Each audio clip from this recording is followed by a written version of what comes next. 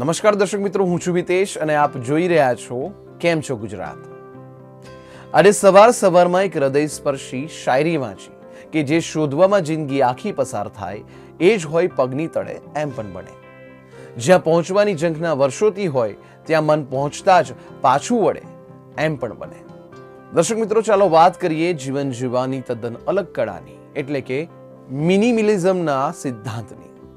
Minimalism એટલે ન્યૂનતમ જરૂરિયાતોનો સિદ્ધાંત, અર્થાત એટલી જરૂરિયાતો સાથે જીવવું જે જીવન જીવવા માટે ખરેખર જરૂરી છે અને જે આપણા જીવનના હેતુને સહાયક છે, એટલે કે જીવન ટકાવી રાખવા તેમજ જીવન ધોરણને ઇષ્ટતમ સ્તરે જાળવી રાખવા ખપ પૂરતી જરૂરિયાત સાથે જીવવું. આમ ન્યૂનતમ જરૂરિયાતોના સિદ્ધાંતનો સંબંધ પ્રાથમિક ઉપયોગિતાની વસ્તુઓના ઉપભોગ સાથે અને બિનજરૂરી ચીજોનો સ્વૈચ્છિક ત્યાગ કરવા સાથે છે.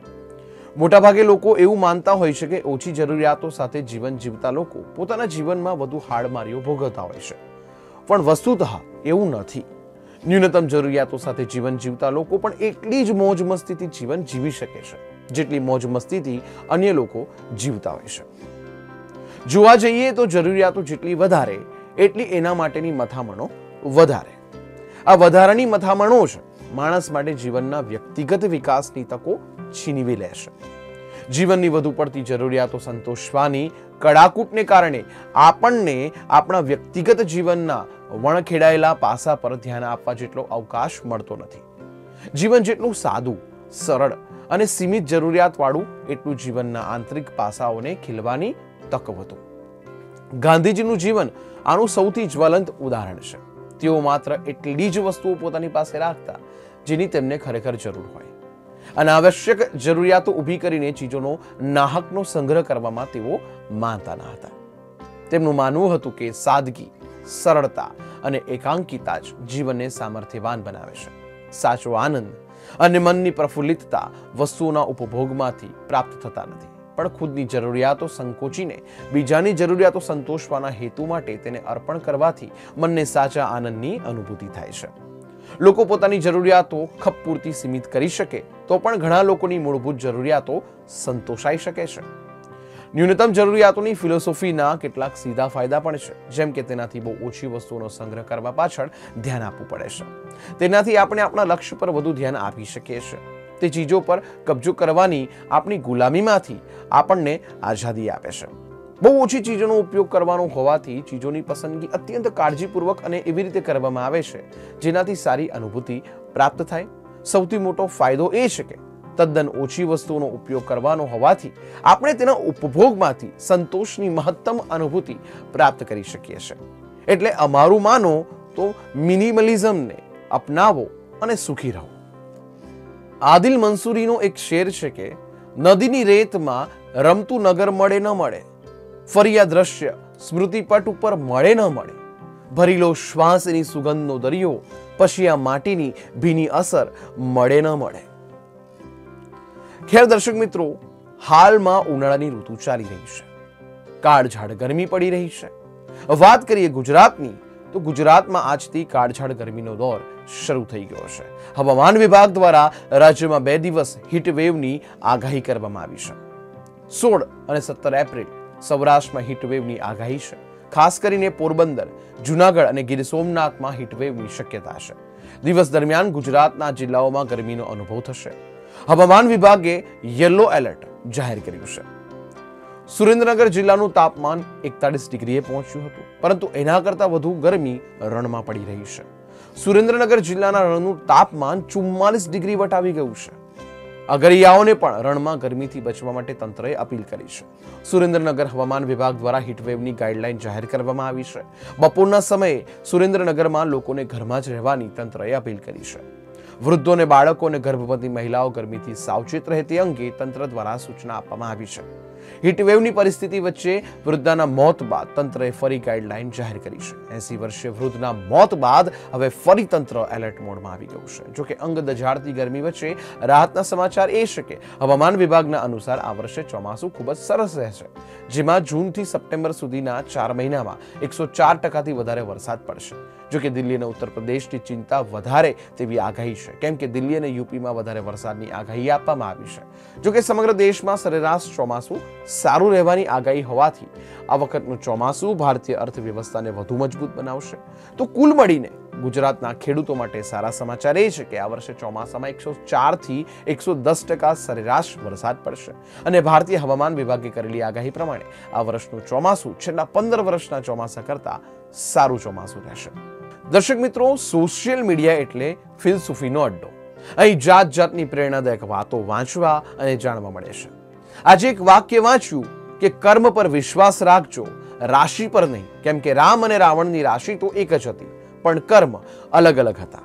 ખેર, આજે રામનવમીનો પવિત્ર પર્વ છે. રામનવમી એટલે ભગવાન શ્રી રામનો જન્મદિવસ. ધાર્મિક ગ્રંથો અનુસાર ભગવાન રામનો અવતાર ત્રેતા યુગમાં થયો હતો. કહેવાય છે કે અયોધ્યાના રાજા દશરથે પુત્ર પ્રાપ્તિ માટે યજ્ઞ કર્યો હતો. તમામ પરોપકારીઓ, તપસ્વીઓ, વિદ્વાન ઋષિઓ અને વેદ વિદ્વાન મહાન પંડિતોએ આ યજ્ઞ કર્યો હતો. યજ્ઞમાં ખીરનો પ્રસાદ ધરાવવામાં આવ્યો હતો. રાજા દશરથે તેની 3 રાણીઓમાં ખીરનો પ્રસાદ વહેંચ્યો. ચૈત્ર શુક્લ નવમીના દિવસે રાજાની 3 રાણીઓ માતા કૌશલ્યા, સુમિત્રા અને કૈકેયીએ ખીરનું સેવન કરીને 4 પુત્રોને જન્મ આપ્યો હતો. માતા કૌશલ્યના ગર્ભમાંથી પરમ તેજસ્વી ખૂબ જ સુંદર બાળકનો જન્મ થયો. આ સુંદર બાળકનું નામ રઘુવંશીઓના ગુરુ મહર્ષિ વશિષ્ઠ દ્વારા રામચંદ્ર રાખવામાં આવ્યું. વશિષ્ઠના મતે રામ શબ્દ અગ્નિ બીજ અને અમૃત બીજ એમ 2 અક્ષરોથી બનેલો છે. તેના ઉચ્ચારથી શરીર અને આત્માને શક્તિ મળે છે. પ્રભુ શ્રી રામનો જન્મ ચૈત્ર મહિનાના શુક્લ પક્ષની 9મી તારીખે પુનર્વસુ નક્ષત્રમાં થયો હતો. આ દિવસે 5 ગ્રહો સૂર્ય, મંગળ, ગુરુ, શુક્ર અને શનિ પોતાની ઉચ્ચ રાશિમાં બિરાજમાન હતા. આ ગ્રહોની શુભ અસરને કારણે ભગવાન વિષ્ણુના 7મા અવતાર મર્યાદા પુરુષોત્તમ રામનો જન્મ ત્રેતા યુગમાં રાજા દશરથના ઘરે થયો હતો. દર્શક મિત્રો, આપને તથા આપના પરિવારને જીવન ન્યૂઝ તરફથી રામનવમીની હાર્દિક શુભકામના. ભગવાન શ્રી રામ આપના જીવનમાં સુખ સમૃદ્ધિની શ્રીકાર વર્ષા કરે તેવી શુભેચ્છા સાથે આપ સૌને જય શ્રી રામ. દર્શક મિત્રો, ગઈકાલે રાત્રે મોબાઈલ પર એક કવિતા વાંચી કે સ્થિર જળ સાથે અટકચાળા ન કર, કાંકરા નાખીને કુંડાળા ન કર. લોક દિવાળી ભલે ને ઉજવે, પેટ બાળીને તું અજવાળા ન કર. આજથી ગણ આવનારી કાલને પાછલા વર્ષોના સરવાળા ન કર. ખેર, ઉનાળાની કાળઝાળ ગરમીમાં એક વસ્તુ એવી જોવા મળે છે જેનાથી જીભને મીઠાશ અને રાહતનો અહેસાસ પ્રાપ્ત થાય છે. હું વાત કરી રહ્યો છું કેરીની. આમ તો ભગવાન લીલા કરતા હોય છે, પણ ઉનાળામાં તેઓ લીલાને બદલે પીળા કરતા હોય છે. વાત કરીએ પીળા રંગની મીઠી મધુર કેરીની, તો આ વર્ષે હજી માર્કેટમાં જોઈએ એટલી કેરીઓ આવી નથી અને કદાચ એટલે જ એના ભાવ પણ વધારે છે. કેસર, હાફુસટ, કાગડા, લંગડો, રાજાપુરી, તોતાપુરી, દશેરી અને પાયરી જેવી લગભગ 1500 જાતો અને પ્રકારની કેરીઓ ભારતીય બજારોમાં મળે છે. કેરી એક એવું ફળ છે જે દરેકને ભાવે છે. અથાણું, છુંદો કે રસ કાઢીને અથવા કાચી કેરીનું શરબત બનાવીને કે મીઠું મરચું ભભરાવીને કાચી કેરી ખાઓ કે છાલ કાઢીને મીઠી મીઠી કેરીનો આનંદ લો. આ ફળ એવું છે જેને ઘણા બધા પ્રકારે ખાઈ શકાય છે, એટલે જ તો એને ફળોનો રાજા કહેવાય છે. સ્વાદની સાથે કેરીમાં ગુણ પણ રહેલા હોય છે. ભારતની વાત કરીએ તો હાલમાં દેશમાં 3 વિષયો પર ખૂબ ચર્ચા ચાલી રહી છે, જેમાં પહેલો વિષય છે લોકસભા ઇલેક્શન, બીજો વિષય છે નરેન્દ્ર મોદી અને ત્રીજો વિષય છે આઈપીએલ. આઈપીએલની વાત આવે એટલે એક પ્રેરણાદાયક વાક્ય જરૂર યાદ આવે કે आत्मविश्वास और जुनून को इस कदर बढ़ाओ, खुद को इस दुनिया का बेहतरीन खिलाड़ी बनाओ. પણ જ્યારે આ વાતનું પાલન ના થાય ત્યારે ખેલાડીની કારકિર્દી પર ખતરો ઊભો થાય એ નિશ્ચિત છે અને આવું જ કંઈક થઈ રહ્યું છે હાર્દિક પંડ્યા સાથે. વાત એવી છે કે ઇન્ડિયન પ્રીમિયર લીગમાં મુંબઈ ઇન્ડિયન્સની કમાન સંભાળી રહેલા હાર્દિક પંડ્યાની મુશ્કેલી સતત વધી રહી છે. પંડ્યાની આગેવાનીમાં મુંબઈ ઇન્ડિયન્સે આઈપીએલ 2024માં અત્યાર સુધી 6માંથી માત્ર 2 મેચમાં જીત મેળવી છે. સાથે પંડ્યા પોતાની બોલિંગ અને બેટિંગમાં પણ ફ્લોપ જોવા મળી રહ્યો છે. તેવામાં તેની ઉપર હવે આ વર્ષે યોજાનારી T20 વિશ્વકપમાંથી બહાર થવાની તલવાર લટકી રહી છે. આ વાત ભારતીય ક્રિકેટ કંટ્રોલ બોર્ડે પણ બેઠકમાં સ્પષ્ટ કરી દીધી છે. આ વર્ષે T20 વિશ્વકપનું આયોજન અમેરિકા અને વેસ્ટ ઇન્ડિઝની યજમાનીમાં થનાર છે. આ ટુર્નામેન્ટ જૂનમાં રમાશે. આ બેઠક ચીફ સિલેક્ટર અજીત અગરકર, રોહિત શર્મા, રાહુલ દ્રવિડ સહિત બીસીસીઆઈના બાકી સભ્યો વચ્ચે થઈ છે. ઇન્ડિયન એક્સપ્રેસ પ્રમાણે પસંદગીકારોની બાજ નજર પંડ્યાની બોલિંગ પર છે. આ બેઠક 2 કલાક ચાલી, જેમાં માત્ર ફાસ્ટ બોલર અને ઓલરાઉન્ડર્સ પર જ ચર્ચા થઈ છે.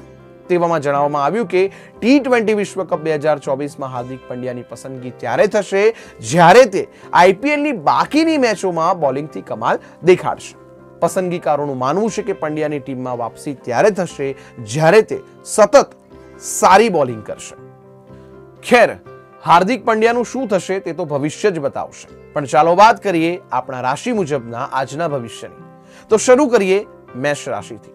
દૈનિક રાશિ પર ગણેશજી કહે છે આજે મેષ રાશિના લોકોનું વૈવાહિક જીવન આનંદમય વીતશે. સંજોગો વસાત નાની મોટી મુસાફરી કરવી પડી શકે છે. બિઝનેસમાં પ્રગતિથી ખુશીઓ મળશે.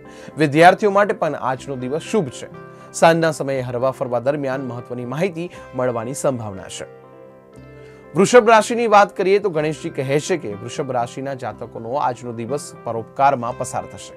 કાર્યક્ષેત્રમાં પણ તમારા પક્ષમાં કેટલાક ફેરફાર થઈ શકે છે. તમે તમારા મિલનસાર વ્યવહારથી વાતાવરણને સામાન્ય બનાવવામાં સફળ રહેશો. માર્કેટિંગ અને સેલ્સ ક્ષેત્રે સાથે સંકળાયેલા લોકોને વધારે મહેનત કરવી પડશે. મિથુન રાશિની વાત કરીએ તો મિથુન રાશિના જાતકોને લઈને ભગવાન ગણેશજી કહે છે કે આજે જીવન સાથીને આકસ્મિક શારીરિક પીડા થઈ શકે છે, જેના કારણે સ્વાસ્થ્ય સંબંધી તમારા ખર્ચામાં વધારો થઈ શકે છે. કોઈ પણ પ્રોપર્ટીના ખરીદ વેચાણ પહેલા તેના તમામ કાયદાકીય પાસાઓ પર ગંભીરતાથી વિચાર કરી લેજો. બપોર પછીનો સમય થોડો અનુકૂળ થતો દેખાશે. કર્ક રાશિની વાત કરીએ તો કર્ક રાશિના જાતકો માટે તેમના ગ્રહો આજનો દિવસ અનુકૂળ બનાવી રહ્યા છે. પરિવારના સભ્યો સાથે સારો અને મનોરંજક સમય તમે પસાર કરી શકશો. નસીબનો આજે સંપૂર્ણ સાથ મળશે અને બપોર સુધીમાં તમને કોઈ સારા સમાચાર મળી શકે છે. સાંજના સમયે કોઈ જૂના મિત્રના પરિચિતનો સંપર્ક થશે. સિંહ રાશિની વાત કરીએ તો સિંહ રાશિના જાતકો માટે દિવસ શુભ અને ફળદાયી બનશે. માનસિક પરેશાનીઓથી આજે તમે થોડી રાહત અનુભવી શકશો. વડીલો અને અધિકારીઓની કૃપાથી તમારી કોઈ ઈચ્છા આજે પૂરી થઈ શકે છે. ઓફિસની સાથે ઘરના કામકાજ પાછળ પણ ધ્યાન આપવું પડશે. ખોટા ખર્ચથી બચજો. કન્યા રાશિની વાત કરીએ તો કન્યા રાશિમાં વેપાર ક્ષેત્રમાં ધાર્યો લાભ થવાથી આનંદિત રહેશો. આર્થિક સ્થિતિમાં સુધારો આવી શકે છે. વ્યવસાયમાં પરિવર્તનની યોજના બનાવી રહ્યા હોવ તો આ મામલે આજે આગળ વધવાનો દિવસ છે. પ્રતિયોગિતા પરીક્ષામાં સફળતા અને પારિવારિક ઉત્તરદાયિત્વ પૂર્ણ થશે. ગણેશજી કહે છે તુલા રાશિના જાતકો માટે તુલા રાશિના જાતકોને આકસ્મિક રીતે મોટી સંખ્યામાં ધનની પ્રાપ્તિ થઈ શકે છે. મૂડી ભંડોળમાં વધારો થશે. સમજદારીથી સાથે કરવામાં આવેલું રોકાણ આજે સારો ફાયદો કરાવશે. ઉતાવળ અને ભાવુક થઈને લેવામાં આવેલો નિર્ણય આગળ જઈને તમને તકલીફ આપી શકે છે. એટલા માટે આવા નિર્ણયથી બચજો. વૃશ્ચિક રાશિ માટે જાણીએ. વૃશ્ચિક રાશિમાં રાજકીય ક્ષેત્રે આજે વૃશ્ચિક રાશિના જાતકોને આશા કરતા પણ વધારે સફળતા મળશે. સંતાનો પ્રત્યેની તમારી ફરજો નિભાવી શકશો. પ્રતિસ્પર્ધાના ક્ષેત્રમાં પણ તમે આગળ વધશો. અટવાયેલું કામ પૂરું થશે. કેટલાક લોકોને આજે આંખોમાં તકલીફ ઊભી થઈ શકે તેવી શક્યતા છે. ધનરાશિની વાત કરીએ તો ધનરાશિના જાતકોનો આજે ઘર ઉપયોગી ચીજવસ્તુઓ પર ધનનો ખર્ચ થવાનો યોગ છે. સાંસારિક સુખ ભોગના સાધનોમાં વધારો થશે. સહયોગી કર્મચારીઓ કે કોઈ સંબંધીના કારણે તણાવ અને માનસિક કષ્ટ થઈ શકે છે. રૂપિયા પૈસાની લેણદેણમાં ખાસ ધ્યાન રાખવા કહેશે. હવે વાત મકર રાશિની. મકર રાશિના જાતકો આજનો સમય વેડફશો નહીં. મહેનત અને અથાગ પરિશ્રમથી આજે તમને તમારા નસીબનો સંપૂર્ણ સાથ મળશે. સ્વજનો પાસેથી સુખ મળશે. પરિવારમાં કોઈ શુભ કામ થવાથી મનમાં આનંદ અને ઉત્સાહ જોવા મળશે. ઘર ગૃહસ્થીની મુશ્કેલીનું નિરાકરણ આવશે. કુંભ રાશિના જાતકોની વાત કરીએ તો કુંભ રાશિના જાતકોનો આર્થિક પક્ષ આજે મજબૂત બની શકે છે. વ્યવસાયમાં તમને સારો એવો ફાયદો થશે. સન્માન, યશ, કીર્તિમાં પણ વધારો થવાના યોગ દેખાઈ રહ્યા છે. પ્રિયજનો સાથે મુલાકાત થઈ શકે છે. વાણી પર સંયમ રાખજો, નહીં તો વિપરીત પરિસ્થિતિઓનો સામનો કરવો પડી શકે છે. વાત કરીએ મીન રાશિના જાતકોની. આજે શિક્ષણ અને પ્રતિયોગિતાના ક્ષેત્રમાં મીન રાશિના જાતકો સારી સફળતા મેળવી શકશે. આવકના નવા સ્ત્રોત ઊભા થશે. તમારી વાતચીતની શૈલી તમને ખાસ સન્માન અપાવશે. આખો દિવસ દોડધામના કારણે વાતાવરણની અસર તમારા સ્વાસ્થ્ય પર પડી શકે છે, એટલે તમારે ખાસ કાળજી રાખવાની છે. દર્શક મિત્રો, જતા જતા એક વાત યાદ આવે છે કે વૃક્ષ ઝંઝાવાત નહીં ઝીલી શકે, તરણું ઉખડી જાય તો કહેજે મને. જિંદગી તારાથી હું થાક્યો નથી, તું જો થાકી જાય તો કહેજે મને. એક જિંદગીની પડોજણથી થાકવાને બદલે ખડખડ વહેતી નદીની જેમ અવિરલ વહેતા રહો. વિશ્વાસ રાખો, તમને પણ તમારી મંજિલ જરૂર મળશે. તો આજના માટે બસ આટલું જ. કાલે ફરી મળીશું. ત્યાં સુધી આપના દોસ્ત હિતેશને રજા આપશો. નમસ્કાર.